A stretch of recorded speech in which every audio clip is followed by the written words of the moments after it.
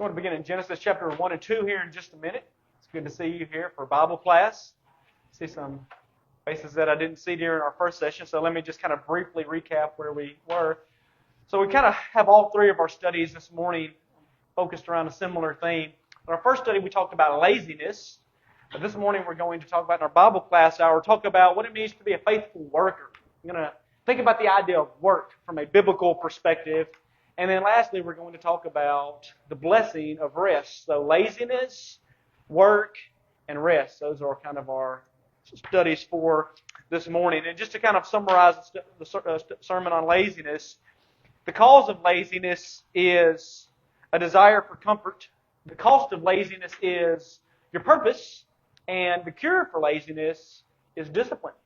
And so that's just a very brief recap of a 25-minute sermon, but I'd encourage you, if you would, to go and to listen to that. So I want to now talk about what it means to be a faithful worker.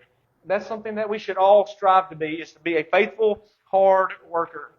Let me just go ahead and say this sermon isn't just for those who have a traditional job. Maybe you get up and you go and you spend 40, 50 hours at an office or a job site or out and about doing some sort of in the service industry or something like that. This isn't just for that person. It's for them, but not just for them. This is for the mother that is staying at home raising children, because raising children is full-time work that you can't clock in and out of. It's for children that are pursuing an education that will prepare them for their future. It's for college students who are working on a degree, trying to work on their college education, preparing to one day enter the workforce. It's for men or women who work outside of the home for years and who have invested in their job, and now the time has come where they're supposed to be able to enjoy it. Hey, if you're retired, this sermon about hard work and being a hard worker is for you as well. And so it's really for all of us, no matter where we may be, to examine our life and to think about the situation in which we're finding ourselves, because the reality is, no matter where we may be, whether we're young or old, in the workforce or not, retired, we are all to be busy working. And we're going to begin with this, if that's a strange statement, because you're thinking, okay, I did the work thing, I've retired from that, I've moved on to a different portion of my life. Not so. When you look at the idea of work biblically, and this is where we're going to begin, we're going to think about work from a biblical perspective. I don't know that I've ever really thought about work from the way that God sees it. I think about work as, somebody says, hey, what do you do for a living? What's your job? Somebody asks you that question. In our mind, we get thinking, well, I'm a teacher, or I do construction, or I do landscaping, or I'm a nurse, or I'm a preacher, whatever the case may be. Whenever someone says, what's your job? I'm a homemaker, whatever the case. That's the way we oftentimes think about work. We think about our jobs, our 9 to 5. And while our profession can certainly be categorized as work, work is not just something you do when you're out in the world to earn a living. It's something you do when you're home later that day with your family. It's something you do at night. It's something that you do with your free time. Okay?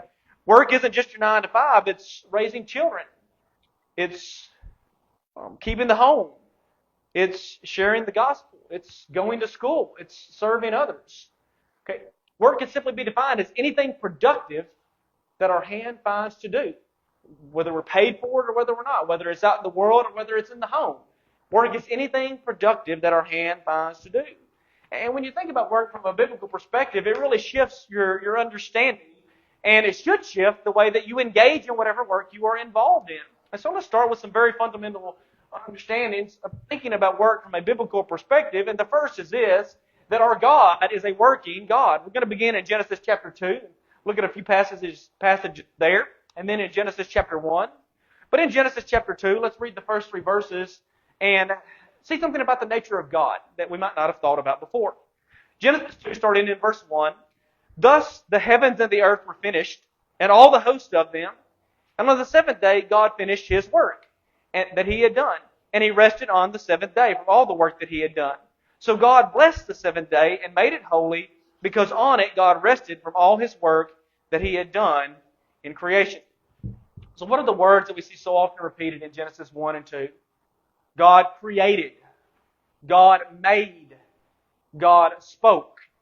And so what Genesis is very clear about in the very beginning is the things that God was doing as He made the world is described to us as work.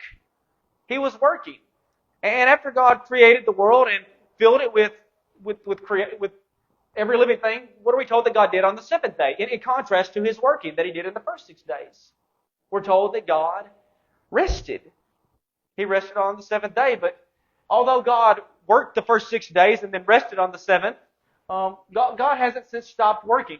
Jesus goes on in John chapter 5 and verse 17 to say to His disciples, "My Father is working until now," for He's been working up to this point, "and I am working." Okay, God finished the work of creation. That was something unique that He did to prepare for humanity a place to live. But God then didn't sit back and just sit on His hands and say, "I'm done." This resting thing was on the seventh day. But then guess what? After that seventh day ended, God got to work again. In fact, what do? Well, we see God working in setting forth the plan that was going to result with our salvation. God worked whenever He chose the man Abraham. He picked him out, and then He led him by the hand to the land of promise. And God worked as He took this seed from Abraham, Isaac, and from him He brought Jacob. And then He multiplied them and gave them 12 sons, and He sent them down to Egypt. And He made from the people of God this great nation, this small seed. He made from them a great nation. He caused them to grow. He made them to become rich. He led them back to the land of Canaan and gave it to them, defeating all of their enemies for them. And God's work is going to culminate. As Jesus said, "My Father was working and I'm working," God's work was going to culminate in what was going to result in our salvation, the sending of His Son into the world. And so the story of the Bible begins and is permeated from the beginning to the end to the middle with the working of God. So all of that to just say very concisely, our God is a working God. Secondly, and we need to realize this, that work is not a consequence of the fall. We may think that it is. We might say, why is work so unpleasant? It's a consequence of the fall. But from that we can conclude that work is not. Flip back to Genesis 1 and verse 26 and listen to what we're told here. "Then God said, Let us make man in our image and after our likeness, and let them have dominion over the fish of the sea and over the birds of the air and over the livestock and over all the earth and over every creeping thing that creeps on the earth." So if God is the God who works, and we are image bearers of God, then it stands to reason that work is not a consequence of humanity's sin. Well, if that's the case, and look a little further on, verse 28 in chapter 1, "God blessed them, the man and woman, and said to them, Be fruitful and multiply, fill the earth and subdue it, have dominion over the fish of the sea, the birds of the air, and over every living thing that moves on the earth." So, after making man in this perfect world, God then gives him work to do, to have dominion over the animals, and to care for them, and to tend them, the world that He had made. And that's exactly what we see happening in Genesis 2, where He puts them in the garden, and He says, tend it, take care of it, look after it, have dominion over it. All of those things that Adam and Eve did in this perfect world prior to the entrance of sin and death was work. That was part of God's purpose in making man. God made man to work. Then why does work stink sometimes? Why is it hard? Why is it unpleasant? Why is it laborious? That is because of the curse. Because what happened whenever sin came into the picture? Man was cursed, and for man in particular, by the sweat of your brow will you eat bread. So work becomes hard. What was a blessing given for a blessing for humanity, work is cursed. So man is cursed, woman is cursed, and it's not just them. Who else is cursed? The earth is cursed, so that work becomes hard. And the result of sin is not that we have to work now. The result of sin is that work has become unpleasant. Work has become hard. Rather than yielding to us its strength, the earth rebels against us, and it fights against us, so that work is something that is difficult and challenging. It can only be conquered through intense and often unpleasant effort. As God told Adam, by the sweat of your face you will eat bread. And so that's a very brief theology of what lies behind work. That's work from God's perspective. We, as humans, were made to work. And we all understand this fundamentally, don't we? There's nothing that's quite as satisfying or uniquely satisfying as a job well done, right? Whether it's a project that you set out on, and when you finish, there's just a unique satisfaction that comes with it. Even something so simple as working in the flower bed and weeding that, or weeding the garden, or cutting the grass, and you just step back and you look at your work and you just say, that satisfies us on some deep, fundamental level as humans. And I can only imagine that must have been what it was like for God after He finished working. So He surveys it in Genesis chapter 1, and what are we told God does? He pronounces it good. God looked at all the things that He had made. God looks at the work of His hands and says, it's good. That same feeling of satisfaction as image bearers of God that we have whenever we accomplish a job well done. So we were made to work, and there are a few things that can fulfill us in such a way as work can. And it just reinforces the idea that we were truly made in His image. Now, all of us, that lays the foundation for where we're going now in the remainder of our study. That is, this idea of growing into or becoming a more faithful worker. When you understand work from God's perspective, yes, you don't have to understand it from God's perspective to engage in it and to be good at it. Unbelievers can be hard, faithful, good workers in their chosen fields and in the jobs they do, and even in the extra things that they may take on. But to truly appreciate and find fulfillment in the work that we do, it can only be done when we understand work from God's perspective. And when you understand work from God's perspective, it changes you. It changes your approach to work, and it changes the way that you engage in that and the impact that it has on you. Now, with that being said, let me give you 4 things that we can do so that we might be a more faithful worker. And remember, the scope of work is beyond just our 9 to 5, okay? The scope of work goes beyond what you do for a living. It's anything productive that your hand finds to do. That's work, okay? And so here are 4 things you can do to become a better worker. First of all, work is though for the Lord. Let's go to Colossians chapter 3 real quick. Colossians chapter 3. Something that I've come to realize more and more clearly through the years is what I believe used to be a differentiation between the work that Clarence and I do and other preachers. There is no such thing as holy work and secular work under the new covenant as I understand it now. I've had people oftentimes ask me or say to me when they find out that I'm a preacher, oh, I just do an ordinary job. I don't have a holy work like you.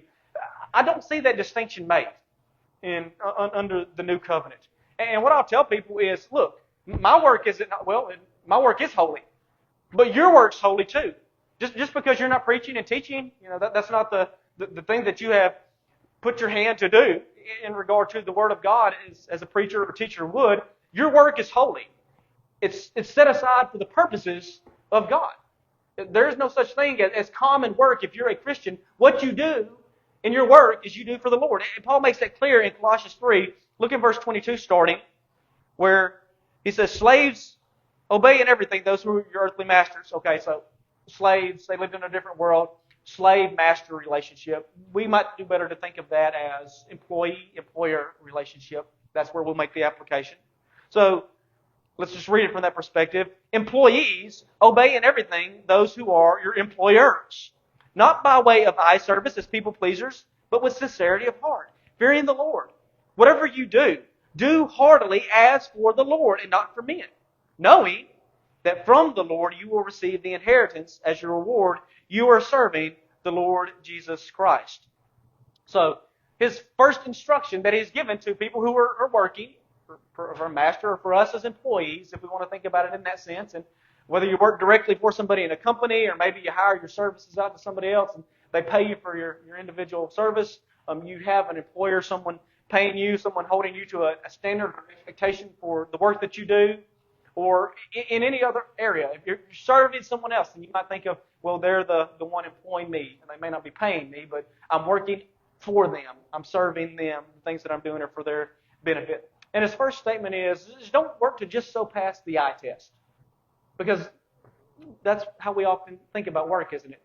Whenever the boss is around, he's in the office, we're hard at it. We're focused, and we're making sure not to stretch our breaks too long. But man, when the boss takes a day off or takes a vacation, it's going to be an easy week at work, isn't it? Because he's not around. That accountability is not there. So maybe you push your brakes around a little longer. Maybe you're not as diligent in the work that you're doing as you should be. And so Paul says, as a worker, don't just work in such a way so that you pass the eye test, so that you look busy when the boss comes by. He says, don't do that. Hey, this is, don't just aim to please people with your work. Now, yes, you're working for someone else and you want them to be pleased with it, but the one that we're truly seeking to please with our work isn't people. It's God. And listen, if you're working in such a way, whatever you're doing, so as to please God, then you will, by virtue of that, by virtue of the quality and the diligence and the commitment and the attitude, your work will be pleasing to whoever it is you're working for. I understand you're not going to make everybody happy. That's outside of the scope, really, of this discussion. But if you work in such a way that God would be pleased with your work, then what you're going to find is that those whom you're working for will be pleased. And then he says, whatever you do, do heartily. Whatever your work you're doing, do heartily. That word there in the original language is the word psyche. And so what Paul has in mind is, whatever you're doing, psyche represents self. Pour yourself into that. Whatever it may be. If it's sweeping floors, or putting on a roof, or mowing yards, or teaching kids, or managing finances for a multi-million-dollar company, whatever it is, work heartily. Do a good job. Pour yourself into that. Don't just give the minimal effort that you can get away with that. Do your best. And so when we put all of these things that Paul is saying together, in your work, do your best. Do your work morally, with integrity, with honesty, without complaining, according to the principles of God's Word. Because when Jesus comes into your life, He don't just change your Sunday and Wednesdays, okay? He changes everything. That includes the way that you work at your 9 to 5. That includes the way you work in your home, with your kids, with your grandkids, with your friends, with your church. God changes the way that we work. Secondly, you think about the men and women that fill the pages of Scripture. One of the things about the most faithful saints you'll see is that they were hard workers.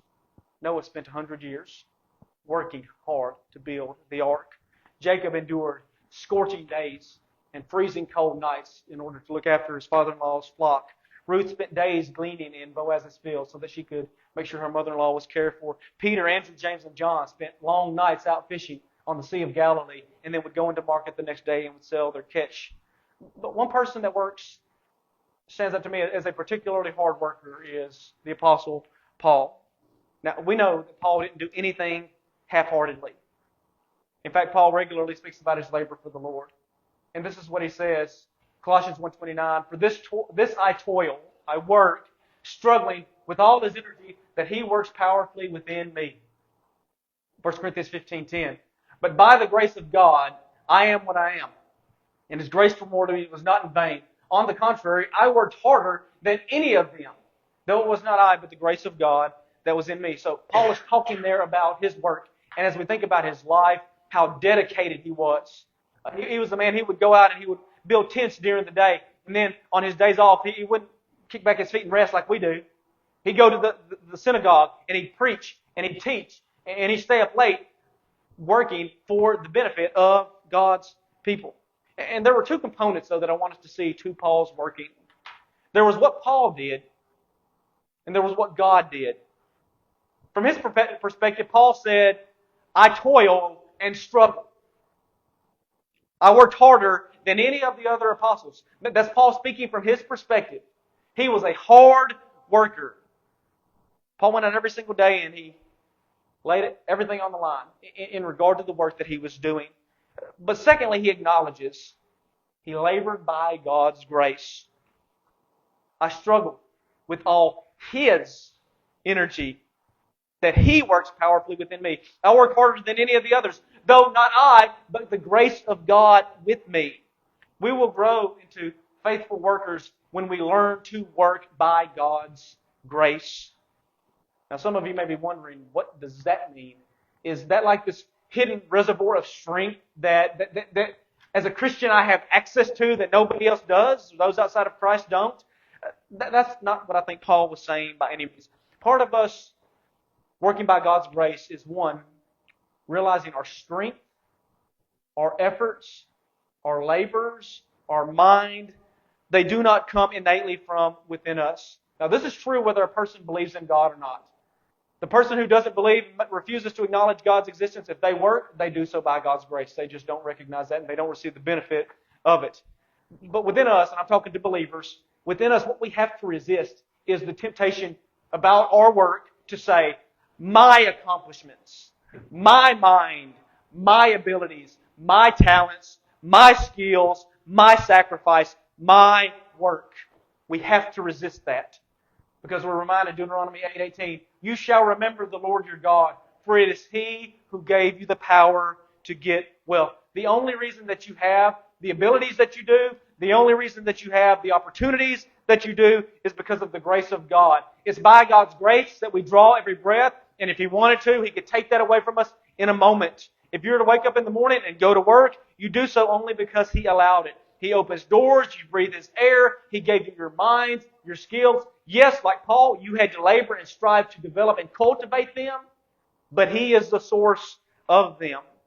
He tells the Corinthians who were boasting about gifts that God had given them, He reminds them, what do you have that you did not receive? And to all of us, I'd say the same. What do you have that you did not receive? What gift, what talent, what ability, what opportunity do you have that God did not give you? None. He gave us all of those things. If then you received it, why do you boast as if you did not receive it? Meaning, why do you act like you did that? God did that. So we work by God's grace when we labor and strive with the recognition that it's He who gives us the talents, the abilities, the health, the strength that we have. And we work by God's grace when we even thanks as the source and the originator of all the things that we do. Thirdly, to be a faithful worker, refuse to buy into the lie of retirement. Wait a minute. Isn't that what we spend 40 years working for? So that it used to be 62. Now it's 65. Maybe it'll be 68 or 70, or before too much longer. Isn't that why we work until that age of retirement so that we can set aside, we strip and we save so that we can kick up our feet and be done working? Oftentimes what happens, and you retire from your physical labor, your professional employment, whatever that may be, nothing wrong with that, but the danger that occurs is physical retirement, and that concept creeps into our spiritual life, and it bleeds into this idea that, hey, I've retired from the work that I did, and so we begin to kind of kick our feet up in the kingdom. And we think that we're retiring from service to God as well. A Christian may retire from their vocation, but listen, you never retire from service to God. God will retire you whenever His work for you is finished. That's what we see in Scripture. Genesis 3:19, by the sweat of your face you shall eat bread when? Till you're 62 or 65 or 68? Till you return to the ground. Okay? Our life is spent working. Okay? Acts 13:36, for David, after he served the purpose of God in his generation, fell asleep. When did David's life end? It was after he fulfilled God's purpose. Once he had accomplished the work God had given him to do. He labored and he worked all of his life. There was no retirement, and there is no retirement for the people of God. Fourthly, know that your labor is not in vain. We become a faithful worker by realizing this. While on this earth, work can be fulfilling. You invest 40 years of your life in a company. What do you get? A little plaque. Thank you for 40 years of service. And then what happens? They replace you. They get somebody else to do what you have time for. And you're kind of left feeling like the writer of Ecclesiastes, where he says, I hated all my toil, in which I toil under the sun, seeing that I must leave it to another man who will come after me. And who knows whether he'll be wise or a fool. Yet he may be master of all, for which I toiled and used my wisdom under the sun. This is vanity. So I turned about and gave my heart up in despair over all the toil of my labors under the sun. Think about companies who, like Walt Disney and Walmart, Sam Walton and Walt Disney.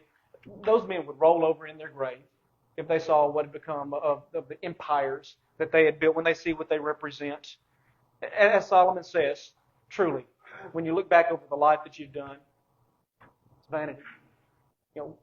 Maybe the guy they hire after you, maybe he's an idiot, maybe he runs the thing into the ground, and all the hard work that you did for 40 years is gone just like that. You understand how physical labor It can be very meaningless at the end of the day. And that's why, as I said, when Jesus comes into your life, He changes everything. 1 Corinthians 15:58, Paul says, "Therefore, my beloved brothers, be steadfast and immovable, always abounding in the work of the Lord." You want your life to have meaning? You want the things you do, your work, what you put your hand to, you want that to have purpose that goes beyond this physical life. Maybe it's the years you spend at the company. Maybe it's the things you do Monday to Friday. Maybe it's the things you do with your kids when you go home. Maybe it's the things you do within the church. You want that to have meaning. You want that to have purpose. You want to know your labor is not in vain. We all want that. But it can only be done if our labor is done in the Lord. If it's done for self, if it's done for an employer, if it's done for a customer, at the end of the day, we're just spinning our wheels. But if, as Christians, we labor in our service to God, whatever form of labor that may take, it's not in vain. Our work's not common, no matter what it may be. It's not common. It's holy. We are living sacrifices to God. So we labor knowing that the work we're doing is not in vain.